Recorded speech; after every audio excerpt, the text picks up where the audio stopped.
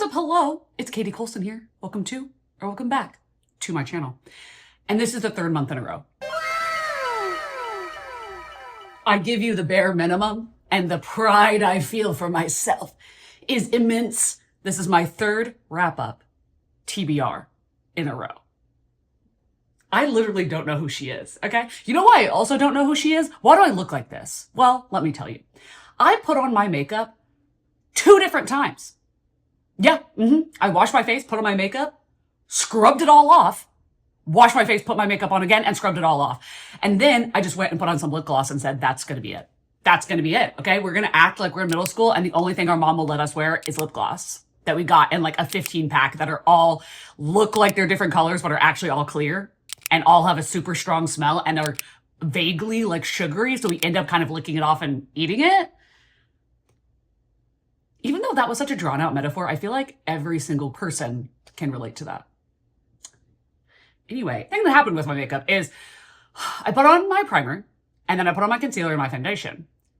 They started separating and it looked crazy. You know what I'm talking about. Just to find out, the spray of Charlotte Tilbury primer is water-based, which I should have known that. And then my Tarte Shape Tape is obviously silicone-based. So took that off. Put on my e.l.f. putty primer. Is that what it's called? The grip primer. Anyway, put that on because that's like super tacky. I was like, this has to be silicone based. Put my makeup on. It looks terrible. Just to find out it is also water based. I don't know what I've been doing. I don't know where I've been living, but yeah, this is what we're doing.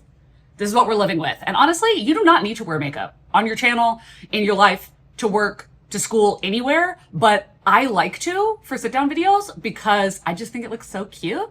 But anyway, I'm still cute no matter what. Okay, thank you. Anyway, we're going to talk about what I read in this last month was March, and then how I did with the TBR I had set, and then what my TBR is going to be going into April. Now, first thing I'm going to say is I had the best, is this the best reading month I've ever had?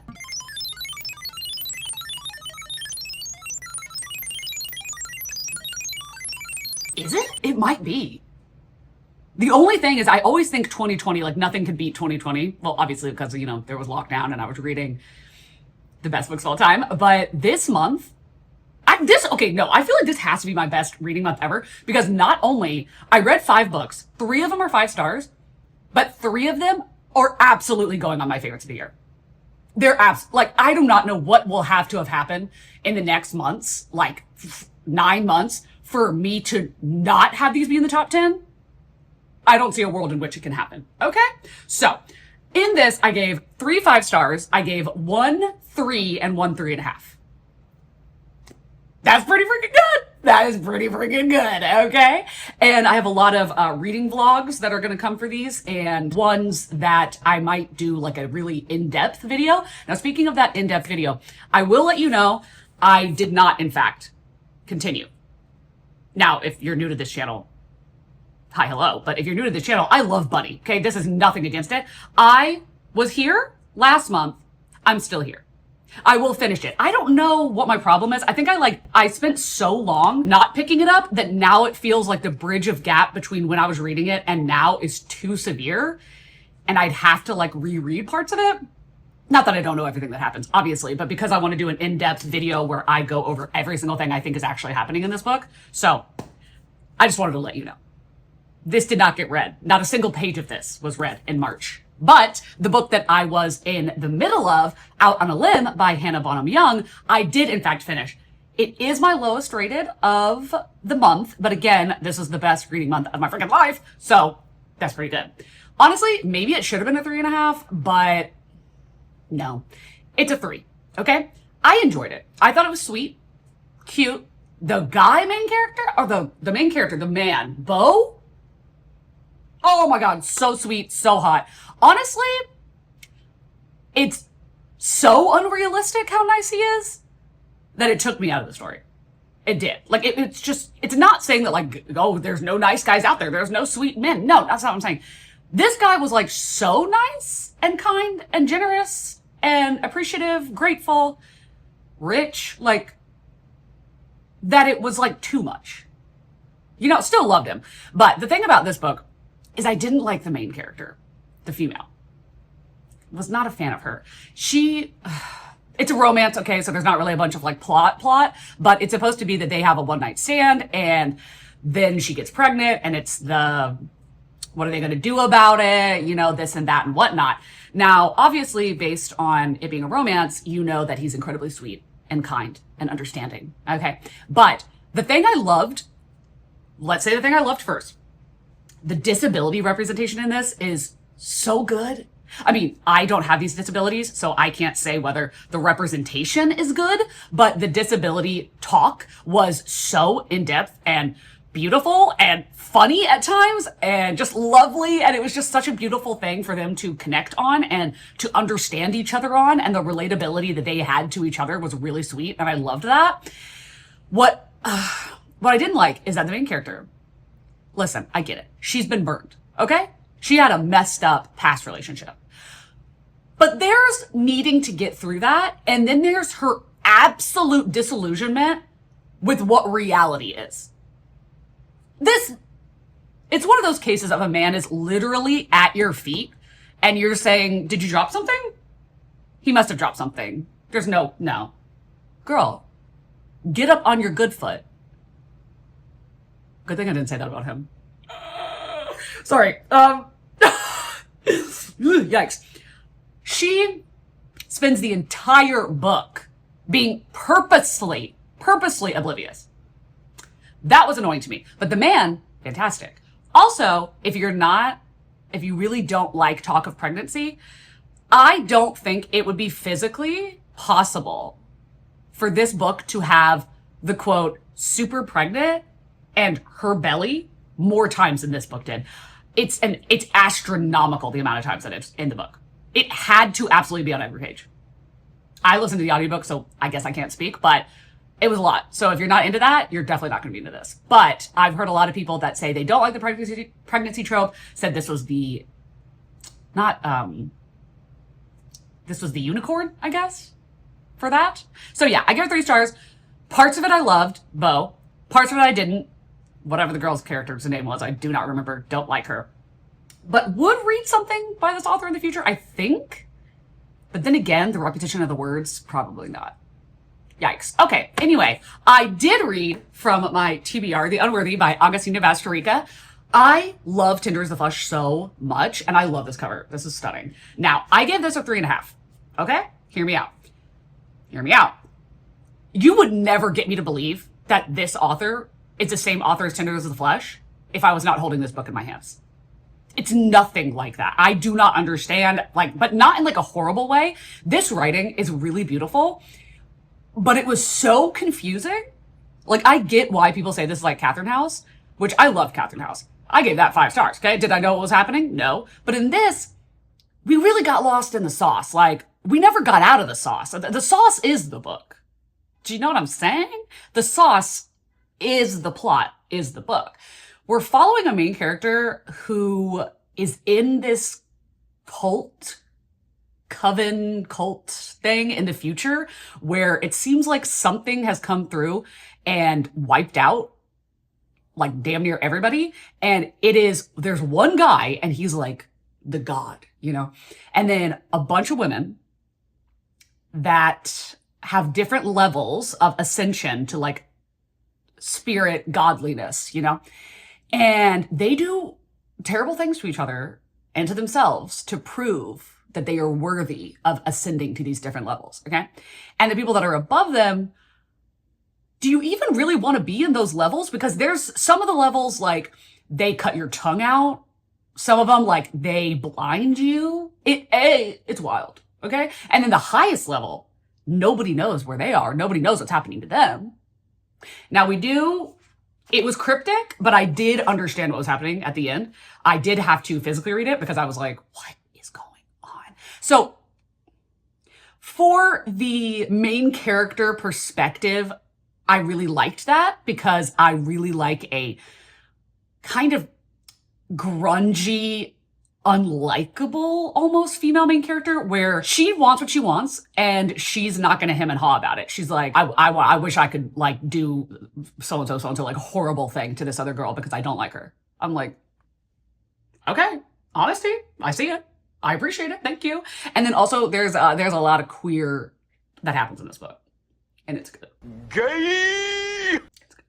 It's good. I love that. But it was too confusing. And there wasn't enough said to give us the foundation of the world, of the religious system that was in this book. There wasn't enough. It was all so vaguely spoken about that, again, lost in the sauce. So I gave it a 3.5. I really enjoy Augustina Bastarrica. I will read anything that gets translated of hers in the future, as long as it's a novel and not a short story collection. Sorry about it, but yes, 3.5. Okay, now 5 stars. 5 stars.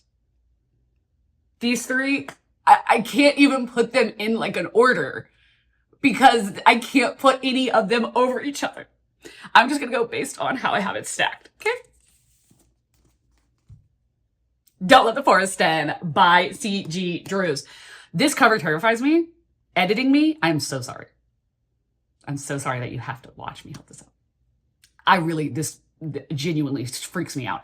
These tabs are crazy, okay? This is so gay. The gay yearning in this book is phenomenal. Phenomenal. The writing, phenomenal. Now, it is YA, which is the only thing that could possibly bump it out of the top 10 at the end of the year, but I don't think so. Because while it's YA, oh my God, the horror, descriptive. The horror, constant. The horror, crazy.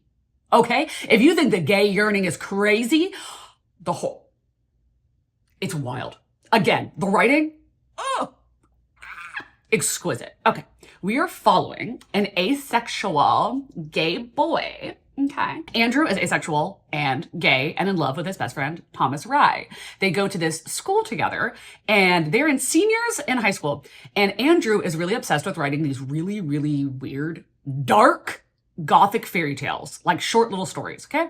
And Thomas is a really good artist and he draws the characters from Andrew's stories. Now, the only problem is the drawings, the monsters start coming to life and they have to slay them or get slain because they're tracking them down and trying to kill them or kill anybody that they love. What? And these are not just like monsters. They're not like what you might be thinking. It's like disgusting. It's disgusting. I can't believe this is YA. There are things that happen in this book. Listen, read it. It's so good. It's so good. I loved it. There's illustrations in this. Stunning. Stunning. The end of the book, it's a little bit one of those ones where you kind of decide how it ended. The way that I decided it ended, I liked better than the way more logical ending that I heard from several of my patrons where I was like, I am going to choose to forget I just heard that. Because I bet you're right. But also you're wrong and shut up and stop talking. Yes, I forgot to say that I will have a lengthy, spoiler-free video coming for Don't Let the Forest In. And then there'll be spoilers at the end. I just haven't started editing it yet. But you know, a reading vlog that I did edit and is already up and is a glowing 5-star is Sunrise on the Reaping by Suzanne Collins. Suzanne Collins said, there's a girl out there in Georgia that really needs this book. And she delivered. She delivered. And I want to let you know, for all of y'all haters that are saying that this is just fan service, you are wrong. You are wrong. Like, I can see how you would think that. I was about to say something really mean. I'm not going to say that. I can see how you would possibly think that if you didn't think any farther into why she made these decisions. Without spoilers, I want to tell you, okay? You've read The Hunger Games, I presume. Okay? Why do you think the characters that were chosen for this third quarter quell were chosen? Why do you think that? Why do you think? And if you think it's random, baby, you've got another thing coming. Baby boy, you've got another thing coming. You think it's by chance? No, honey, No, they were picked for a reason, and it's because of this book. Do you see what I'm saying? Are you putting point A and B together? The two dots, are they connecting? Because it makes so much sense. It makes so much sense. It also makes sense that a character that we know in Hunger Games is relegated to the district that they are relegated to, if you know what I'm saying. If you've read the book, you know. If you haven't read it, then you don't know what I'm saying, which is good because I don't want this to get spoiled for people. It did just come out. I absolutely loved this. I do not need to tell you what the Hunger Games is about, because if you don't know, go into them without knowing anything. It's so good. So good. Oh my God. I reread them 2 years ago. 5 stars. Oh my God. They were even better than I remember them being. This one is taking place 25 years in the future from those books. So a prequel, if you will. And it is Haymitch's Games. Now, it is the second quarter quell, so there are 48 people that are chosen to be in it rather than the normal 24. I was screaming, crying, throwing up. That vlog, the amount of crying I did in that video.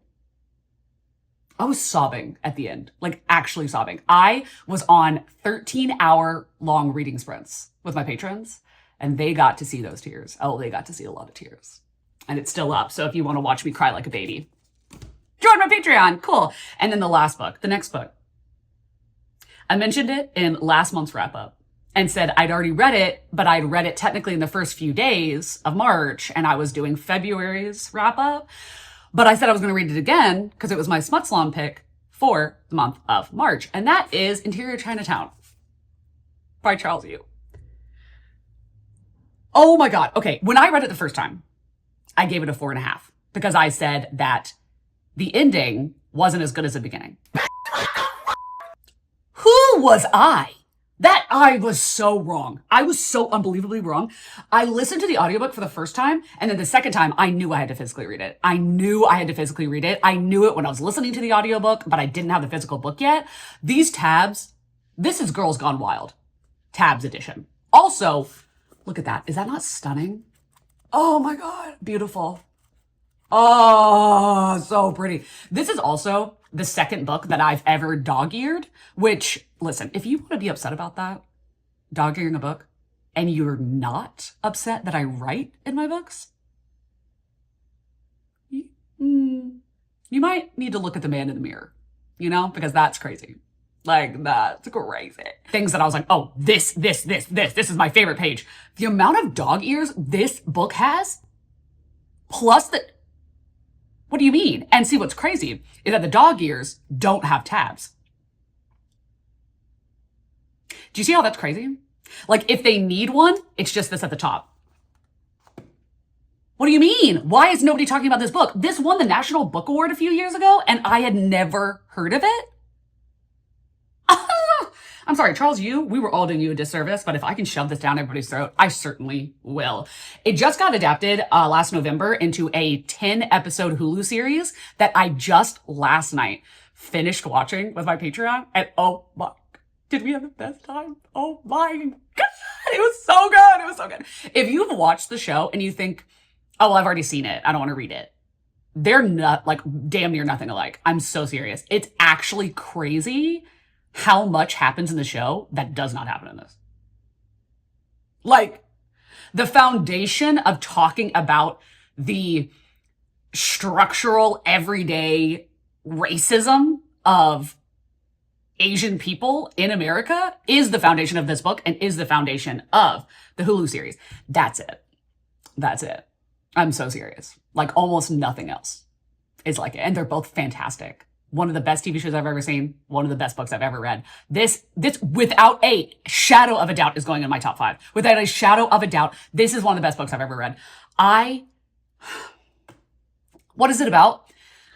Well, that's kind of hard to explain. This is about our main character, Willis Wu, who is an Asian American and doesn't speak really like his parents' language. He does, but it's very broken. And that's something he's always felt really bad about. And it's told through the perspective of him being an actor, but that's not really what's going on. But it's just the foundation that the author uses to show us the racism of America through the lens of Hollywood. Okay? So basically, there's a TV show called Black and White, and it's SVU. It's literally like it's Law and Order SVU.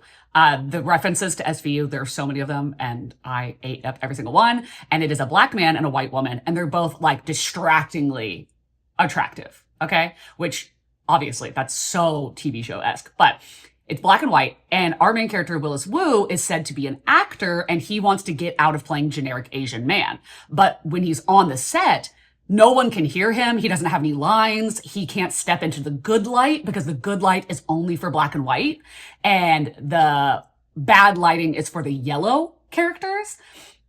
And that he can either be a dead man or he could be a delivery guy. And in all of those, he has to have an accent because it's too weird to have an Asian character that doesn't have an accent, because white people can't wrap their head around that Asian people can be Americans. They all have to be immigrants. The conversations in this book are out of this world. Oh my God. The way that he layered in so many different things. There's just so much in this book. I cried. I laughed. I felt like I was having an existential crisis, like reading this book. I was so good. The writing is phenomenal. And the guy who, Charles Yu, who wrote this book, he is the showrunner for the TV show. So if you're thinking, why in the world is the show so different? Baby, he made all the plans. He wrote the book. He wrote the show, basically. Do you see what I'm saying? Isn't that crazy? And this is also, it's written, a lot of it is written in a script format. And then we have like script, but it's really blocks of text. So a lot of mixed media in that way. So it goes by so quickly, but you can't read it super fast because I was constantly like rereading quotes, rereading things, going through, underlining, tabbing, talking about it with people. Like, I cannot wait. We're having a really big deep dive tonight on my Patreon about this and the show. And I cannot wait to discuss it because, oh my God, this absolutely was so deserving of the National Book Award. Yeah. 5 stars. Oh my God. So freaking good. Okay. Now for the TBR. I'm going to tell you how I fared with last month's TBR and the things that, because I did not read them in last month's TBR, are going forth into this TBR. Now, the biggest is I did not continue with Ripe. I read 10 pages the month before this. Anyway, I read 10 pages, didn't continue with it. I will.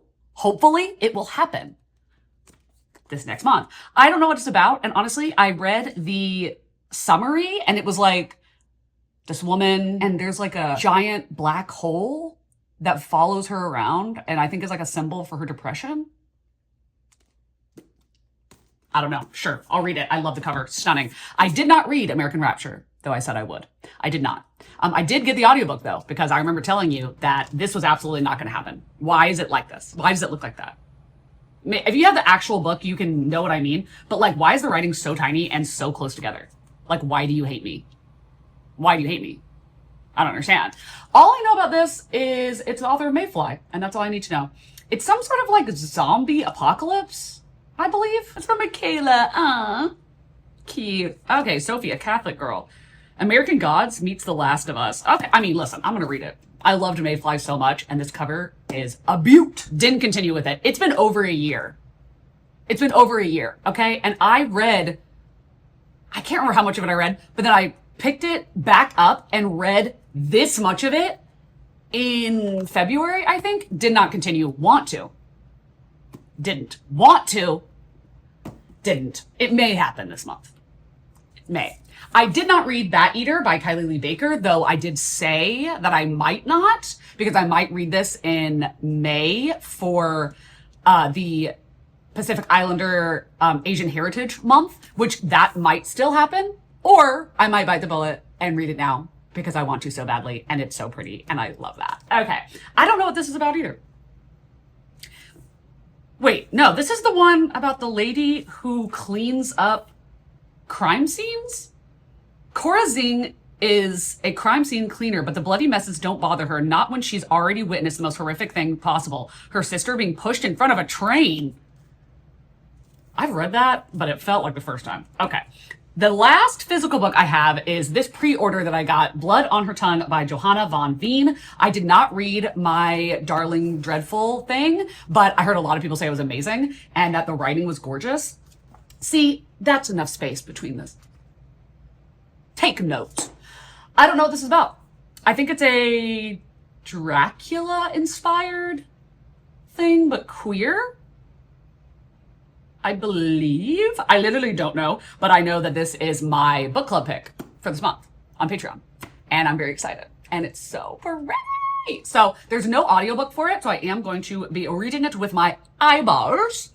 But the things that I do have on audio, I am going to hopefully be reading Buffalo Hunter Hunter. I believe I said in last month that I was going to read that, and I did not. So I have the audiobook for that. Need to get on it. That's by Stephen Graham Jones. Do I know what it's about? No. No, I don't. Literally have no idea. I got 2 ALCs, advanced listener copies, that I can't believe I got because of how popular these authors are. But I also put a question mark next to them because I said, do I want to read these? Is this a hot take? I don't think I like Emily Henry and Abby Jimenez anymore. I'm sorry. I'm sorry. I don't think I like their books anymore. I've given both of them like a 4.5, 5-star to one of their books and then have just been like, oh, for everything else. Okay. So it's Great Big Beautiful Life by Emily Henry and Say You'll Remember Me by Abby Jimenez. I don't know. I don't know if I'm going to read them this month, and I don't know if I'm ever going to read them ever. I don't know. You tell me. Then we have Samadina by Akwaeke Emezi. Now, the reason I put a question mark next to this is it's young adult, and I did not realize that when I got the audiobook, but the premise sounds quite intriguing. It's about twins, and one of them goes missing, but then they start developing these like magical abilities. And she has to go into like the sacred forest, or the forbidden forest, basically, even though she could die. That's crazy. And then we have 3 that I'm pretty freaking sure these are going to get read. Okay. Even though there's 2 that I'm pretty sure I'm going to read, even though I don't own them physically or I don't have the audio, but I will be purchasing them because I want to read them. One is The River Has Roots by Amal El-Motar. This is the same author that was a collaboration with This Is How You Lose a Time War. I have literally no idea what this is about. I don't even know the genre, love. I don't know. But Kat from Artemis Daydreams, Kat told me that she gave it 5 stars and absolutely loved it. And it was horrifying. So I picked it up swiftly. Well, I haven't picked it up yet, but I'm planning on it. I wrote it down because of her. The other one is First Time Caller by B.K. Borison. It's a romance. That's all I know. The cover is gorgeous, and I've been hearing a lot of really good things about it. And I would rather read that than Emily Henry and Abby. I'm sorry. I'm not a big romance reader, so like it's always a risk when I pick it up, but the cover's so cute. It's so cute, and if I love it, it'll be so easy to tab because of the colors. Okay, those are the things that I'm hoping for. This is happening no matter what. No matter what, it will be happening. If you've gotten this far into the video, then leave the blood drop emoji and the rose emoji. Like, oh my God, isn't it so pretty? So pretty, I love it. I love it. Okay, are there any of these books that you're like, Katie, oh my God, please read it? And are there any of these that you've read that you would think, I listened to the audiobook and I love the audiobook, or the audiobook wasn't that good, you should physically read it, or the physical reading experience is so much better? Please let me know, because I always take that into account. Like how I say with Interior Chinatown, the audiobook is fantastic. But I truly felt like I got more out of physically reading it because it was almost like I was learning things while I was reading it, if that makes sense. So yes, thank you so much for watching. If you want to join my Patreon, you can. I'm actually on Reading Sprints with them right now. We've been here for 5 hours already. Good God. It doesn't feel like that. It doesn't feel like that. All of the bunnies that are watching, thank you so much. Y'all are the best people. Like, really the best people. Like, I'm biased because y'all are my people, but you're the best people. Thank you. Okay. I hope that you are all having an amazing day, evening, night, dusk, dawn, whatever it is you're having, in whatever part of the world you are currently having it in. And I'll see you in a video coming very soon. Bye. You could try to play, but you're never gonna beat me. Look the other way, what I'm doing ain't easy. Bloody hands stained from the people who deceive me. Muddy hands break through the chains, go free me. Looking for change, looking for pain, pulling a mob, pushing a train. I'll never stop, stick to a lane, pick up the pieces and go rearrange. I'll be the best above all the rest.